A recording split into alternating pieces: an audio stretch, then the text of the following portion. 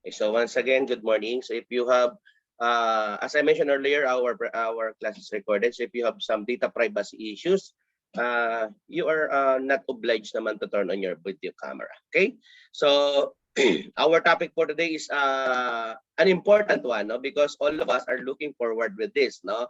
Uh, the work employment, the work and employment. So in this topic, no, you should be able to define these fundamental topics after finishing this chapter. No, you should also be aware of the following: no, the work environment, attitudes about work, the workplace of the future, no, works basic components, work related organizational factors, and the flexible firm and the lean firm. No, so again, when designing employment rules and practices, it is important to consider the nature and meaning of work. So the purpose of this discussion is to offer the necessary background knowledge. Now, this includes the nature and importance of work for people, as well as an elements, no, that influence how work is done inside companies or organizations, changes in employment patterns, and the future of work. So as an applicant, no, or as a new employee, work is the use of information and abilities as well as the expenditure of effort to attain a goal. No? So the majority of people uh, labor to make a living, right? So they also work because of the additional benefits they provide, such as sense of accomplishment, prestige, of course, recognition, the ability to use and develop abilities, the ability to wield power, and friendship, of course. No? So uh, according to Gali, no, who cited studies from the Social Change and Economic Life Initiative, 67% of the pooled work for money. But a surprise high percentage, 27% claim they work for the intrinsic benefits that money brings, no? Yung expressive motives. No? Now, when it comes to the employment relationship, no, when employers and employees get together to work, they form an employment relationship. No, it is necessary to have a positive employment connection based on trust and mutuality. So the state that arises when management and employees are interdependent and both benefit from this interdependency.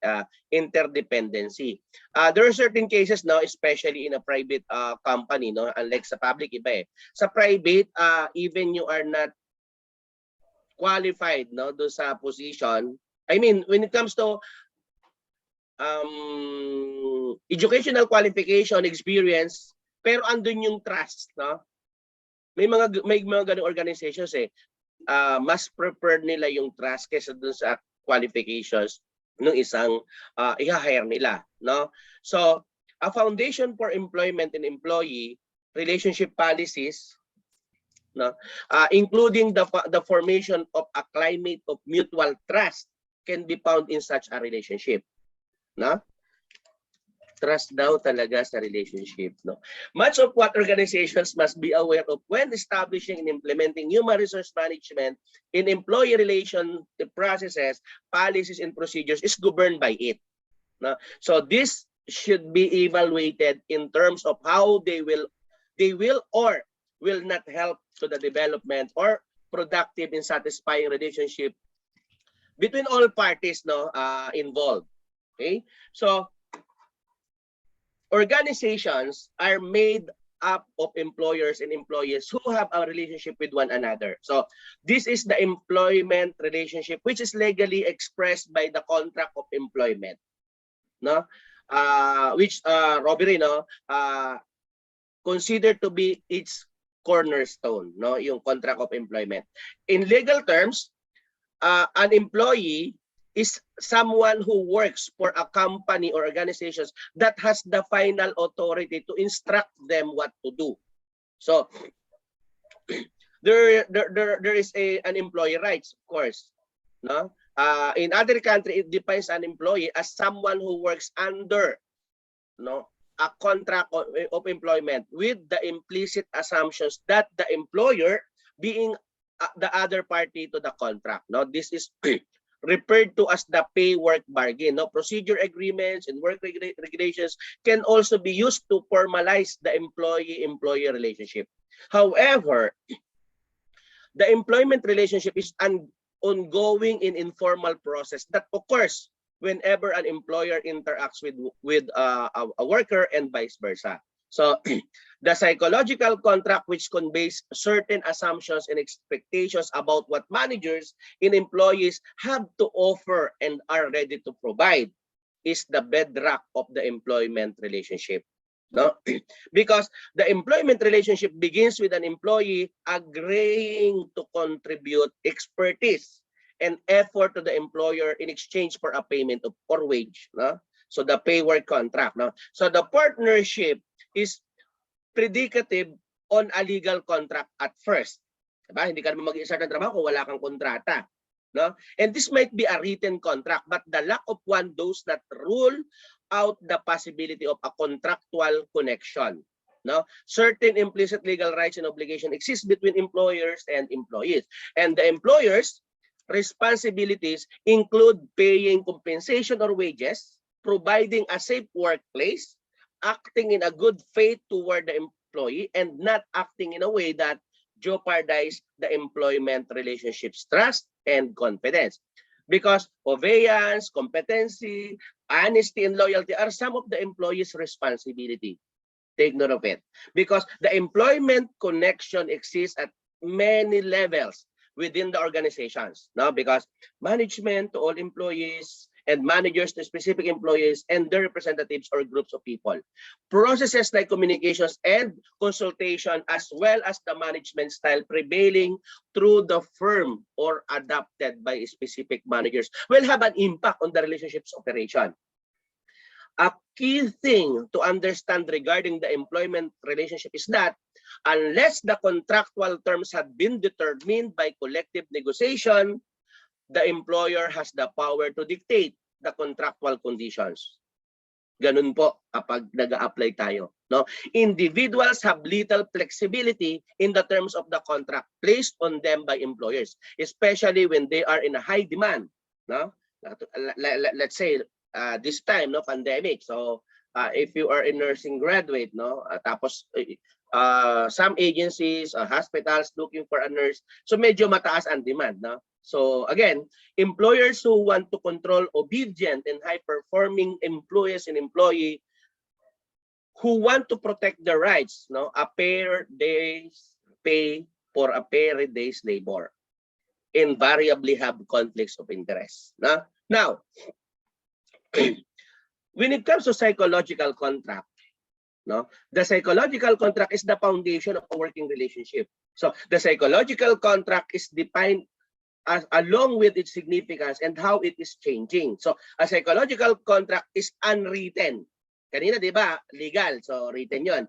A psychological contract is an unwritten agreement between employees and their bosses. So the perception of both parties to the employment relationship, organization, and individual of the reciprocal promises and obligations implied in that relationship. No?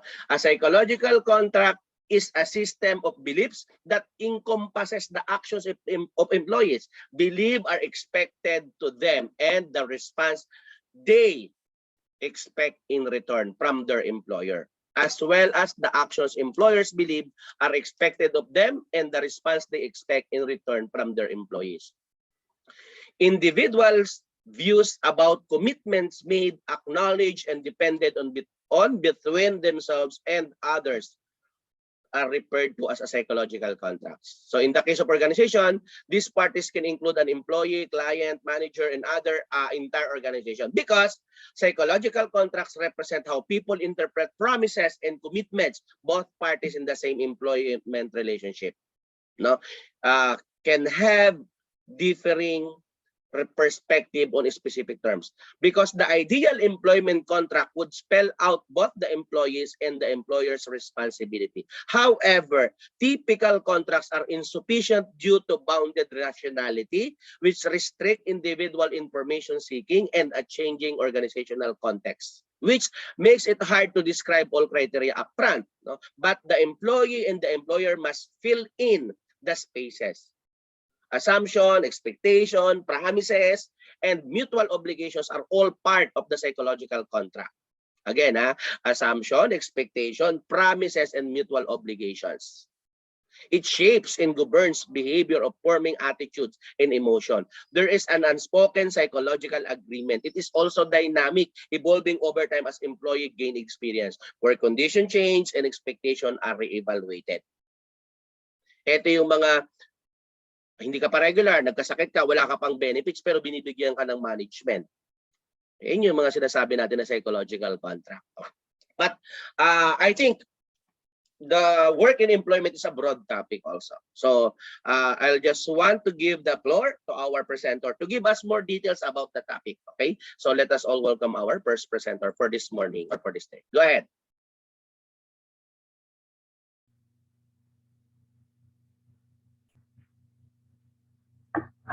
Good morning, everyone. My name is Candy Galvante. I will be discussing about work and employment.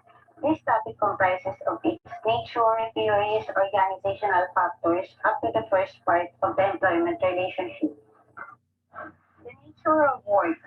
Work is the exertion of effort and the application of knowledge and skills to achieve a purpose.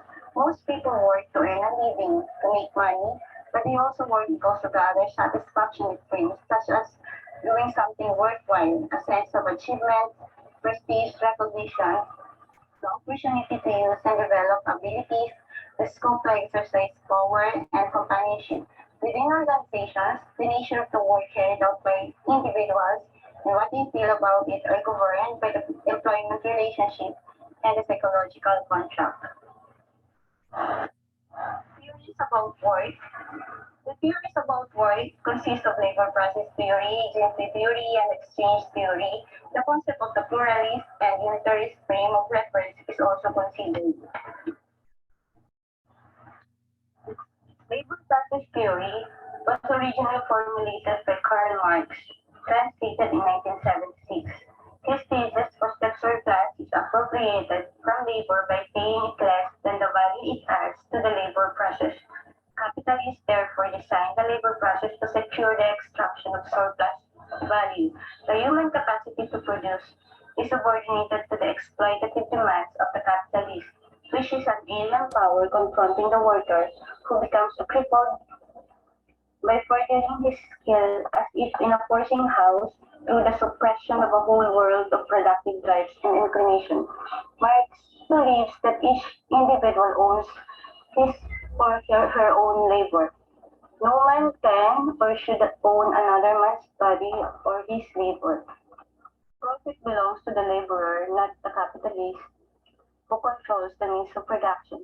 Profit that is not shared with the laborer is inherently exploitative.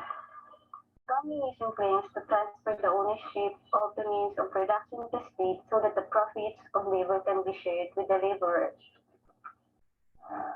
Later, a version of labor process theory was set out by Braverman. The application of modern management techniques in combination with mechanization and automation secures the real subordination of labor and the skilling of work in the office. Recent commentators such as Newton and Finlay believes that labor process theory explains how managements have at their disposal a range of mechanisms through which control is exercised. Job performance and its assessment is at the heart of the labor process. Managements, according to Newton and Finlay, are constantly seeking ways to improve the effectiveness of control mechanisms to achieve compliance. Agency theory.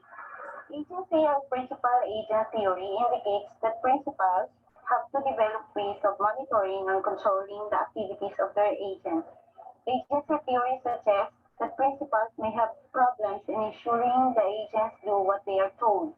It is necessary to clear up ambiguities by setting objectives and monitoring performance to ensure the objectives are achieved. Agency theory has been criticized by Gomez Mejia and Balkin in 1992 as managerialist. As Armstrong in 1996 wrote, it looks at the employment relationship purely from management's point of view and regards employees as objects to be motivated by Harold and Stick.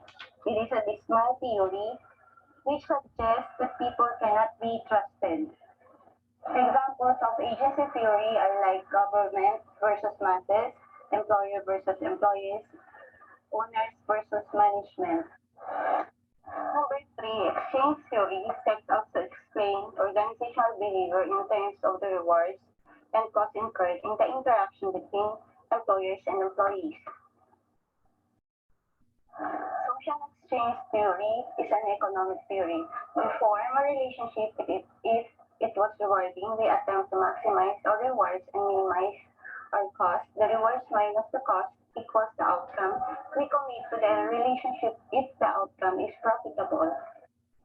These are the four concepts of the exchange theory. Number one, rewards, payoff that satisfy needs emerging from the interaction between individuals and their organizations. Number two, cost, fatigue is stress, anxiety, punishments, and the value of rewards that people have lost because of lack of opportunity. Number three, outcomes, rewards minus cost. If positive, the interaction yields a profit, and this is satisfactory as long as it exceeds the minimum level of expectation. Number four, level of comparison. It is the people evaluate the outcome of an interaction against the profit they are foregoing elsewhere.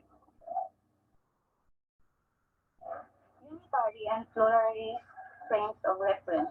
One of the often expressed aims of human resource management is to increase the commitment of people to the organization by getting them to share its views and values and integrate their own work objectives with those of the organization. These concepts adopt a unitary frame of reference as expressed by General and Judge in 1997. Organizations are assumed to be harmonious and integrated. All employees sharing the organizational goals and working as members of one team. The pluralist perspective, as expressed by Tyrant and Marsh in 1963, sees organizations as coalitions of interest groups and recognizes the legitimacy of different interests and values. Organizational development programs, which, among other things, aim to increase commitment and teamwork, adopt a unitary framework, but it can be argued that this is a managerialist assumption and that the legitimate interests of the other members of a pluralist society, the stakeholders, will have their own interests, which should be respected.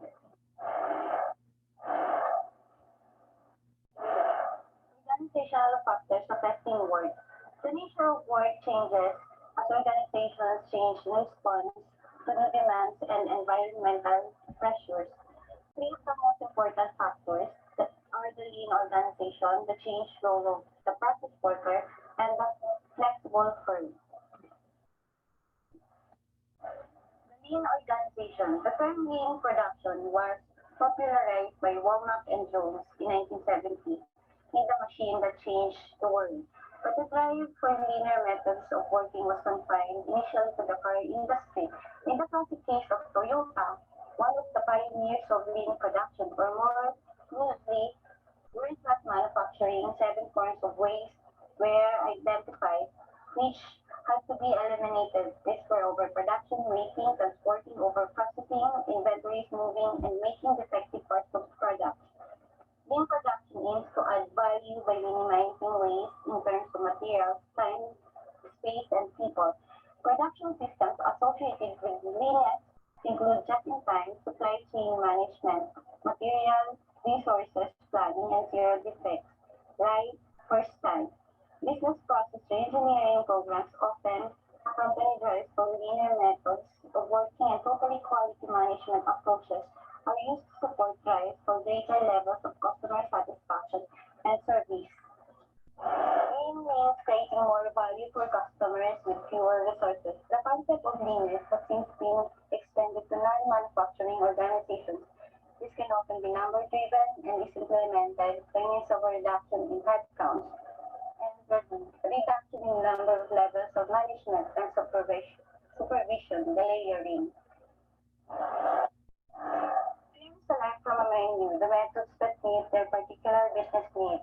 This includes other than the layering or the negative approach of downsizing, positive steps such as team-based work organization, shop floor empowerment, and problem-solving practices, quality built-in, not inspected in, emphasis on horizontal business processes rather than vertical structures, partnership relationship with suppliers, cross-functional management and development teams, responsiveness to customer demand, human resource management policies aimed at high motivation and commitment and including communication programs and participation in decision making. This is an illustration of traditional organization structure. On the top is the CEO down to managers, supervisors, and operators. Second factor affecting work is the changing role of the process worker. The management structure is designed in response to technological advances and competitive pressures are transforming the role of process workers, increasing automation and application of new technologies to the production process, meaning that low-skilled manual jobs continue to disappear and that process workers are becoming progressively less involved in manual operating tasks. Instead, they are being given more responsibility for the processes they work on, while being expected to become more customer and business-oriented, and in many cases, to carry out simple engineering and maintenance tasks. Third is the flexible firm. The concept of the flexible firm was originated by Atkinson in 1984, who claimed that there is a growing trend for firms to seek various forms of structural and operational flexibility. The three kinds of flexibility areas are as follows. Number one, functional flexibility is so that the employee can be deployed quickly and smoothly between activities and tasks. Functional flexibility may require multi-skilling craft workers who possess and can apply a number of skills covering, for example, both mechanical and electrical engineering or manufacturing and maintenance activities. Numerical flexibility is solved so that the number of employees can be quickly and easily increased or decreased in line with even short-term changes in the level of demand for labor. Third is the financial flexibility, which is to provide for pay levels to reflect the state of supply and demand in the external labor market and also means the use of flexible pay systems that facilitate either functional or numerical flexibility. Changing patterns of work. The most important developments over the past decade have been considerable increase in the use of part-timers, a more propensity for organizations to subcontract work and to outsource services, and greater requirements for specialists and professionals in organizations. Teleworking has increased and call center work has expanded. Examples of new working patterns are like teleworking, outsourcing, and portfolio working. Changing patterns of work is like change in occupations. Under the pressure to be competitive and to achieve cost leadership, organizations are not only downsizing but also engaging people on short-term contracts and make no pretense that they are there to provide careers. They want specific contribution to achieving organizational goals now, and so far as people are concerned, they may let the future take care of itself, believing that they can purchase the talent required as and when necessary. This may be short-sighted, but it is the way many businesses now operate. Economists are unable to agree on the causes of or cures for unemployment. The essence of the Phoenician explanation is that firms demand too little labor because individuals demand too few goods. The classical view was that unemployment was voluntary and could be cleared by natural market forces. The neoclassical theory is that there is a natural rate of unemployment, which reflects a given rate of technology, individual preferences, and endowments. With flexible wages in the competitive labor market, wages adjust to clear the market, and any unemployment that remains is voluntary. The latter view was that held by Milton Friedman and strongly influenced government policy in the early 1980s. But without success, there is of course no simple explanation of unemployment and no simple solution. The term employment relationship describes the interconnection that exists between employers and employees in the workplace. These may be formal, example contracts of employment, procedural agreements, or they may be informal in the shape of psychological contracts, which expresses certain assumptions and expectations about what managers and employers have to offer and are willing to deliver. They can have an individual dimension, which refers to individual contracts and expectations, or a collective dimension, which refers to a relationship between management and trade unions, sub-associations, or members of joint consultative bodies such as work councils.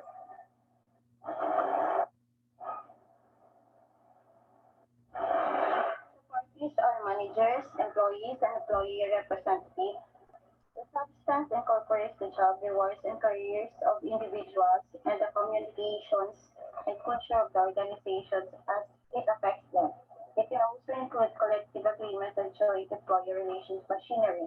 The formal dimension includes rules and procedures, and the informal aspect covers understanding, expectation, and assumptions.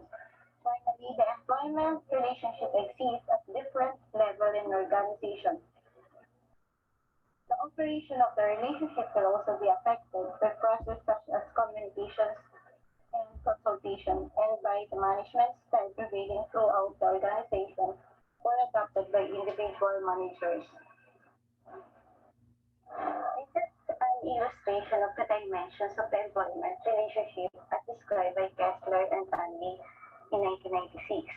The employment relationship parties are the managers, employees, employees representatives. The sultans are the individual, which is the job, reward, career, communications, culture, and collective joint agreements, joint machinery. The structure is the formal rules, procedures, informal understandings, expectations, and assumptions, and its operation is the level, process, and style. Basis of the employment relationship. The starting point of the employment relationship is an undertaking by an employee to provide skill and effort to the employer in return for which the employer provides the employee with a salary or a wage. Initially, the relationship is founded on a legal contract. This may be a written contract, but the absence of such a contract does not mean that no contractual relationship exists. Employers and employees still have certain implied legal rights and obligations.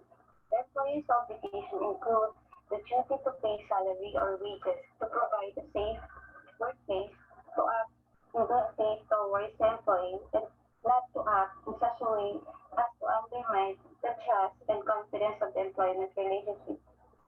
The employee has corresponding obligations which include obedience, competence, honesty, and loyalty.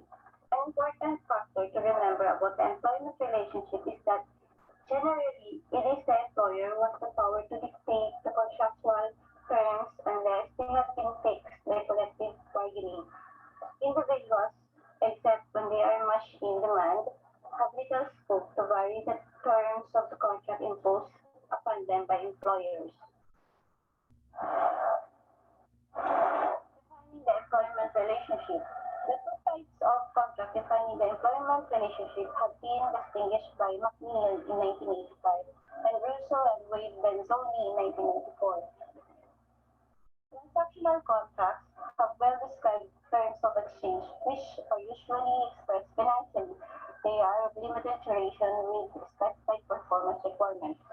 The relational contracts are less well-defined with more abstract terms and refer to an open-ended membership of the organization. Performance requirements attached to this continuing membership are incomplete or ambiguous.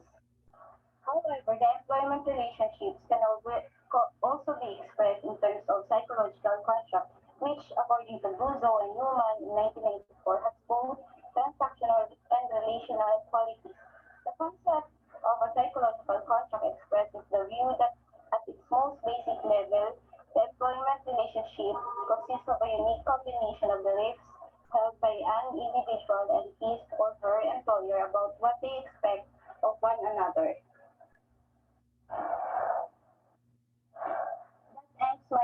discussion. Thank you for listening. The next reporter will be Miss Mitzel Erica Kaisip for further discussion. Thank you.